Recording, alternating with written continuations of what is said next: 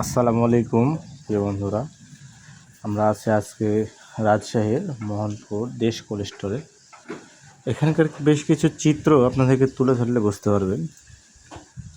এখানে যে আলুগুলো আপনারা দেখছেন, আলুগুলো কিন্তু অনেক দিন যাবৎ পড়ে আছে। আলুগুলো কিন্তু পড়ে থেকে নষ্ট হয়েছে। এখন যে পরিমাণ গরম, ঠান্ডা কোনো পরিবেশ পাচ্ছে না, যেহেতু কোল্ড স্টোরের ভিতরে ঠান্ডায় পরিবেশটা পাচ্ছে না। এ বিষয় নিয়ে কিছু কথা বলবো আর আজকের আলুর বাজারটা জানিয়ে দেবো আপনাদেরকে, চেষ্টা করবো ইনশাল্লাহ। আজকের আলুর আপডেট বাজার। আজকে আলু কেনা বেচা হচ্ছে সাদা ডায়মন্ড আলু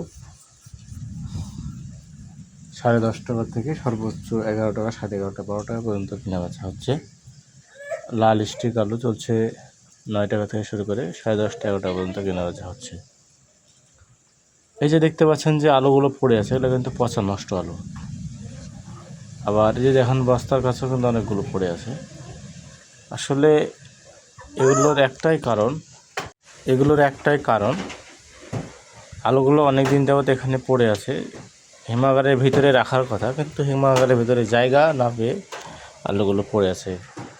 পরবর্তীতে পালট দেওয়ার পরে আলুগুলো ঢোকানো হবে, কিন্তু সেটি কিন্তু এখনও হয় নাই, যার কারণে কিন্তু আলুগুলো নষ্ট হয়ে গেছে। প্রচুর অনেক আলু নষ্ট হয়ে গেছে, যেটা আমরা ভিডিওর সামনে নিয়ে আসতে পারছি না, কারণ নিয়ে আসলে এখানে অনেকগুলো সমস্যার সম্মুখীন হতে পারে। আমাদেরকে নিষেধাজ্ঞা। তারপর আপনারা চেষ্টা করছে যে যিনারা এখনও আলুভাবে ঢোকানোর চেষ্টা করছেন, সেটা ঢোকানো থেকে বিরত থাকবেন। আর চেষ্টা করবেন সব সময় যে যখন স্টোর ফাঁকা থাকলে আপনারা আলুটা অবশ্যই রাখবেন। যদি ফাঁকা না থাকে সেক্ষেত্রে আপনারা আলু অবশ্যই রাখবেন না, রাখা থেকে বিরত থাকেন।